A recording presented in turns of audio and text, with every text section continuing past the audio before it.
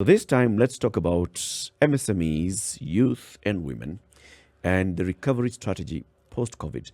That whole word of pivot. Right. Yeah, that's that COVID phrase.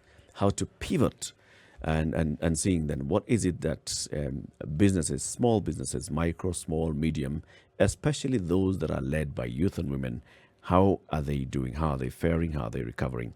To have this conversation with us will be two ladies. One is Martha Chemuto. Martha Cheruto, rather. She is the Deputy CEO of the Kenya Private Sector Alliance. And we'll also be joined by Eva Muraya. She is a founder and president of Brand Strategy and Design East Africa. Let's start the conversation with Martha. Martha, good morning. Good morning, Eric. How are you? Very well, thank you. Good to see you. Good to see you too, and nice listening in. Right. So, as we continue the conversation, we'll be talking about what the youth and women businesses have done and how they're faring, especially when it comes now to recovery from COVID-19 and what is happening on that front. If you just want to tell us about any programs that KEPSA, for example, has run in the last 1 year that focus on businesses that are run by women and youth, what are those projects that you've maybe focused on? Thank you, Eric. There are several programs that KEPSA launched when COVID came in, and the whole intention was purely to ensure that the businesses continue. As you all know, KEPSA is the umbrella body for the private sector. And some programs that I can mention just to pass by is we did develop a program on mentorship and training, and this happened every Friday. What we have seen is that an interest, and even recently we had over 1,000 people just listening in and being taught on grant opportunities and how to develop proposals. Other programs that we came up with was providing finances, and these were loans. They did not require any collateral, all they were interest-free, and they were targeting over 400 MSMEs in the country. We have seen success with that. There are testimonials from those who benefited and actually appreciate the money that they received because that came in at the right time. Various items came in, and even onboarding them on programs on digital platforms. Like now we work with Timea, and I'm happy Timea will be with us. And it is because we're taking them through the e-commerce booster program. We're training our SMEs and our youth and women on digital platforms. We're teaching them how to make their product, how to be marketable, and even how to market. And through that, we also expose them to the different marketplaces that are available locally and outside. So those are just some of the programs that we do have at KEPSA, and even bringing others, because now to the youth, what we're looking at is how do we ensure that they come into the graduate programs, training opportunities, mentorship, and industrial attachment.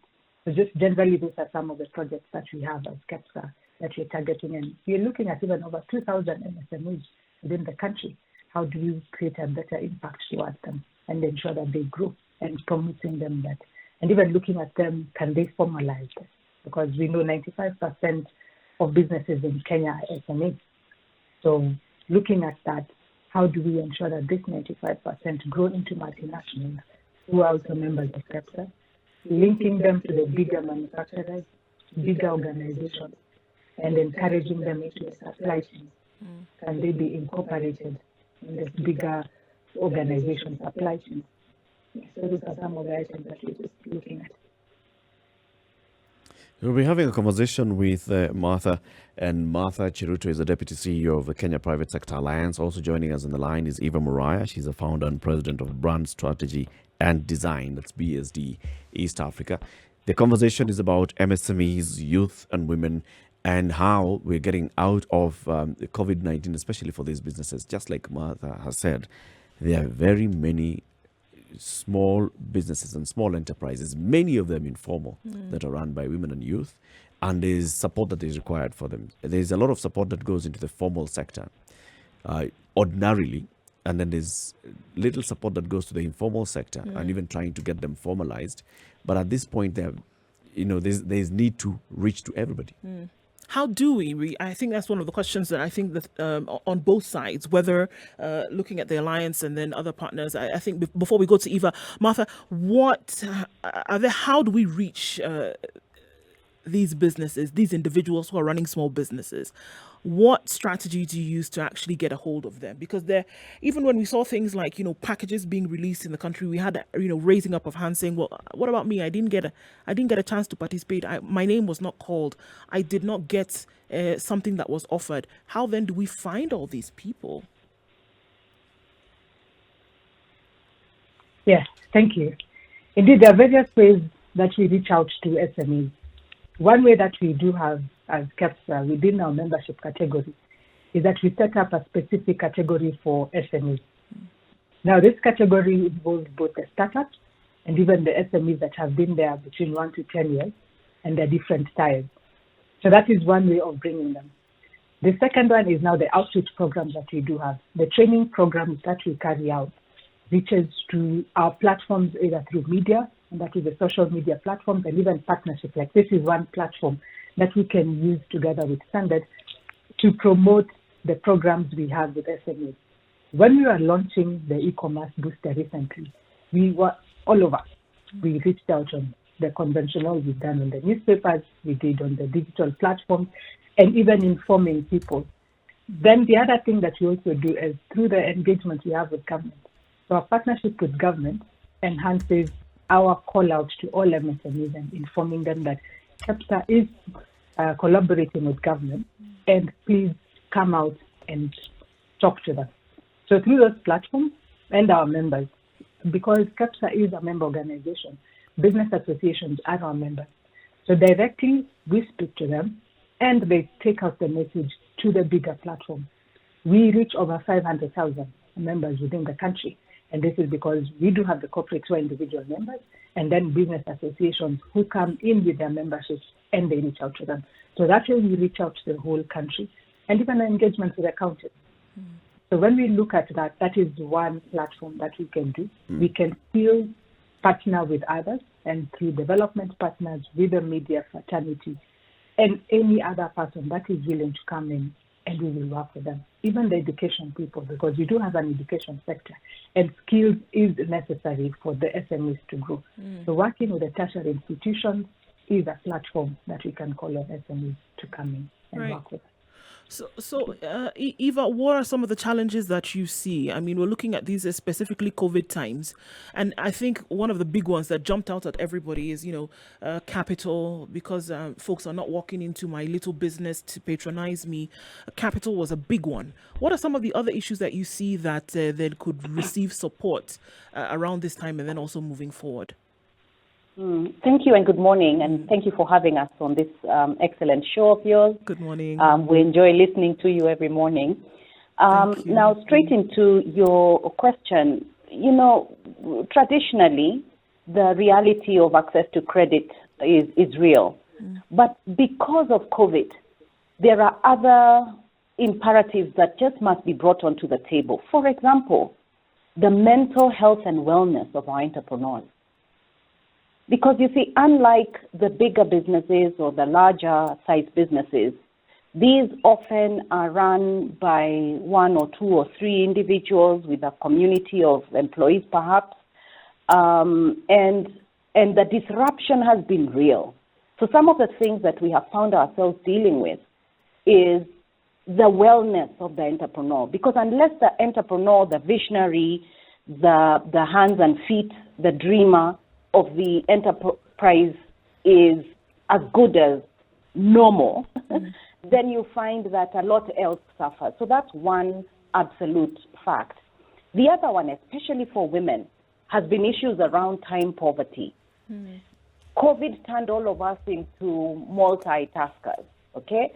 So if I was running my business, perhaps it was a business, I don't know, call it to cater, or a school I was running, or just a financial services enterprise. I ended up home as a teacher to my children. The caregiving role became a lot more pronounced. Perhaps there were some decisions made that maybe if it's a day help coming in, and we saw that a lot in Nairobi and in the urban areas of Kenya, where many homes decided not to take the day help because they thought that that was a way to transmit the virus. So the time poverty element became extremely aggravated, and that then compounded issues of just life-work balance. And sadly, that also meant that, and we saw that, Martha can confirm, last year there was such an escalation of domestic-based violence and gender-based violence. So you're an entrepreneur, you're time poor. Not only is it difficult for you to access credit or other funds in order to rescue your business, you're also dealing with things that are at your own home level. We would also say access to justice.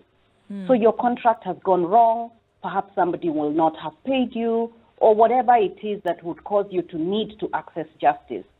The court system last year took a break because it needed to, but then that compounded the realization of whatever your business aspirations within the confines of that contract would have been. Technical skills, it took us a little while to steady the boat, but like Martha has articulated, KEPSA was very quick in figuring out that if we are not able to train in class, we can offer trainings online. And the miracle of that is that as recently as this last Friday, we had over 1,000 entrepreneurs online, just listening to the lessons being taught. These are skills around entrepreneurship, and then every other Friday, like we will have this week, is mentorship. So the challenges have been various and unique, because I think the reality of wellness of an entrepreneur has never been as pronounced as it has needed to be now. Yeah. So that's really the reality that we have seen on the ground. Every challenge comes with its own opportunities, and then there are success stories that will come out of it. Out of all those programs that you ran, are there some, crucial and good success stories that, you can say, this is what we saw, this is what we're able to help this particular grouping or this particular individual or this particular organization, and this is how they were able to emerge out of it, Eva?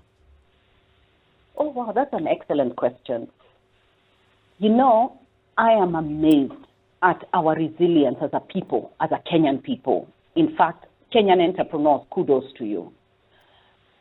Martha again will bear me witness. We have seen pivoting at another level. You were doing maybe, services for event management.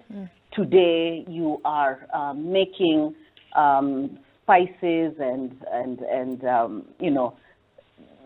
things like that out of your kitchen and distributing through main retail stores like Naivas and Chandarana, etc. I'm extremely proud of some of that pivoting. I've seen that with a new brand in the market called Mama's. The other pivoting we've seen is that perhaps you used to supply sustainable furniture to the education system, and now you have pivoted, understood that people are spending much more time in their respective homes, and have begun to make amazing quality design for home furniture. And kudos to Shiro Waithaka's company, Fun Homes, that has recently, found a new curve. And there are many stories like that where entrepreneurs were probably doing one thing, and then now doing quite another. If I could plug, perhaps, I've seen BSB also more recently turn its whole energy into data management and data selling. We just recently launched the top 100 most loved brands by women in Kenya, collaborating with Ipsos. And that's just pivoting, because things in our industry have been disrupted and now needing to move in a different direction. So Kenyans have demonstrated immense capacity to innovate and to re-engineer their propositions. And I just named just a few, but there are many, many others. So you can imagine if we took some intentional effort, both at a policy-making level, government, and then business associations such as KEPSA, to think, what do we learn from COVID's disruption, and how then can we create sustainable enterprises? Because this is the future of Kenya. And to say that there isn't a single multinational in this world, if I can go global, that was never an SME. In fact, that was never a micro enterprise to start with. So, like Martha earlier said, the agenda for KEPSA is to see these MSMEs not just remain that way as a regular reference point, but that we scale them and that they can employ and that they can offer services, products, and causes for this beautiful country of ours. So Martha, I mean, we talk about the disruption that happened because of COVID. Do you then also see that there was a disruption in what people felt their traditional calling towards work or towards a business would be, and that the innovation, which I believe is much needed to spur on an economy, then was born because of this? Do you see that happening, and that could it then be the way in which business works going into the future? Thanks. Indeed, COVID brought us to a different scenario. Remember, when we look at the digital era, we have always been talking about it, but I think COVID was just a catalyst that we needed for us to jump into it. So looking at the future of work, what has happened of the state and even what now the HR policies are coming up with is how do we incorporate flexible hours and even remote working? Initially, working from home was something that was out of the blue, but right now it is the norm. In terms of businesses, yes, there have been innovations. There are businesses that decided this has been our constant product all these years. But because of the opportunities that COVID came up with, is that we saw some industries coming in and starting to produce PPEs. We have seen even some SMEs coming up to produce sanitizers. Initially, that was not their area of expertise, but they structured their operations. They reskilled their teams and even invited new people to come up and develop standards and quality for the product. You can remember we saw hospital beds. In Kenya, that was something that was not there. That happened. Ventilators, so many models came up and even KEPS came in to check the standards of those ventilators. So looking at those opportunities, yes, there are many that are coming up. Digitalization and digitization is the way to go. Right now, that is the way. You don't have to go to the office to do something. You can do it online. Access, look at e-commerce. People shifted. I can look at even the hotel industry. It was very common. You go to the hotel, you take your menu, and you eat. These same hotels came up with different services and started doing delivery. Yep. Whoever thought of 5-star hotels doing deliveries at your doorstep. Yeah. So looking at that perspective, then it gives you that there are many opportunities. The world has moved. The era is here with us. So we have to prepare ourselves for that future. And KEPSA continuously working with the government, especially through the public-private dialogue platforms that we have. Eva has spoken about them. And even the gender and youth sector group that Eva chairs looks at the policies. What do we need to have in place to ensure that there's continuity and even accommodating the new ways of life? One thing I can just mention on the same is that as KEPSA, we've also, what is work in progress, is that we're developing agenda policy. Now, this will guide how work organization will function, how the country will function towards that. And maybe just alongside it, one thing that we did last year, and I've seen very good progress around it, is that we set up a call center, and that is 1196. So this call center started as a platform where information is shared. So it was about giving information about COVID, what interventions are there, because we worked on the protocols and even we worked on the economic stimulus packages that the government shared out. And through that, we noticed there is an innovation that came up, the Wheels for Life. How do we support women during curfew period? And that's an innovation. So there was a platform that was created, we called 1196. A doctor is on the line to listen to you as a mother. When they realize they need to get to the hospital, an ambulance is sent to your place. And we worked with also the health facilities and different partners alongside it, and Teles guys, our director at the call center, and various partners. And the woman is taken to hospitals and they're supported. Now, again, through the same platform, we noticed calls that came in were about gender-based violence, as Eva has mentioned. So how do we come into that space and support these people? we developed a program on the gender-based violence. We partnered with Dan Susi. And so people also call in, especially men, call in and talk about it. So when we look at that transformation from just giving information initially and now providing services, it's something that tells you COVID has made us to really think very fast on our feet. Can we provide solutions to the existing problems and work with others? So partnerships come in strongly, collaboration, and not only that, I can also highlight something, is we did a project on cost. It is about sustainability. The whole project is called Coast, but at the same time, it took place in the Coast region. Mm-hmm. And this is to see how do we transform the waste that we have to make sure that we have businesses for people. So the youth came in, the women were present, we took them through how to build, develop business proposals. We held their hand, training was done, and even mentoring and taking them through the whole process from the beginning to the end, and that we did with the county government of Mombasa. So looking at those opportunities are there. So innovation is coming out very well. Creativity that we did not see in this country is now coming up, and everyone is just happy. And even as we close, I can say it's interesting that within the last quarter, about 326 businesses were registered daily. That's massive. You expect a decline, but in the number of new businesses. Yes, new businesses came in. So, and then looking at again the demographics of the country, if the average age is about 19 years and majority like 75% are below 35 years, then we have room. These are the people who can rethink next 10 years by Vision 2030. What happens after?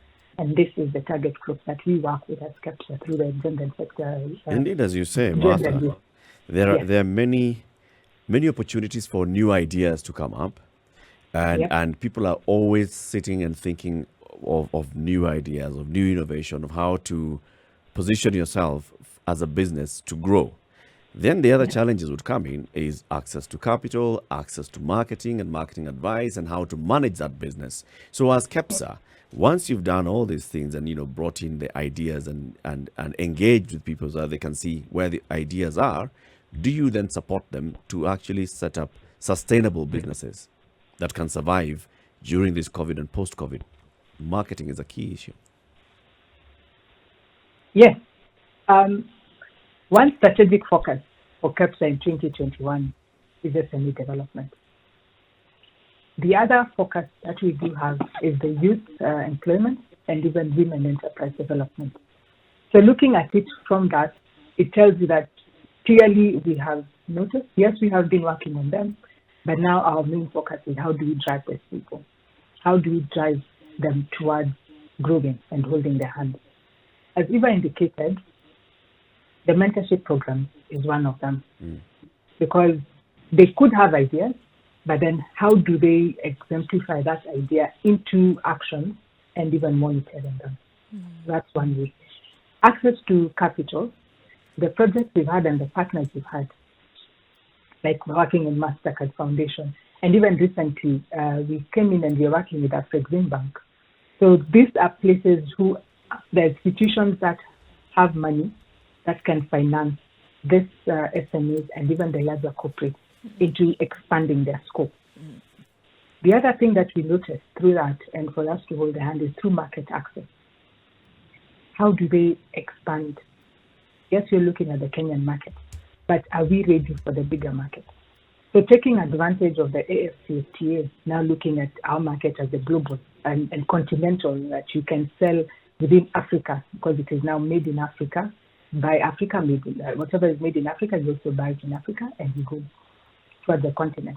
So giving them that access platform, and we have worked closely with a branding agency, that is KEPSA. We do have an MOU with them, and they're setting up a directory also for all these SMEs, and we know where they are. Then look at their services, look at their products that they have. If we feel that they need an enhancement on the standard and the quality for them to reach the bigger market, then that becomes a training opportunity, and that works with them. The other thing that we can say we're doing in terms of the e-commerce program that we have is that we're looking at SMEs, and one of the media fraternity reporter came in and told us that what we will do, we will follow one SME from registration, because they register on our website, they're taken through a training, all the way to June. So you work with them and see the success or the challenges they face, and you go through it. Same thing that happened with the project we had in Costa that we worked with, is that we held their hand all the way, right from the beginning to the end. So those are the things that we do, and every day there's platform to think through. And going back to our members, doing surveys, can you tell us what more we can do to help? Supporting?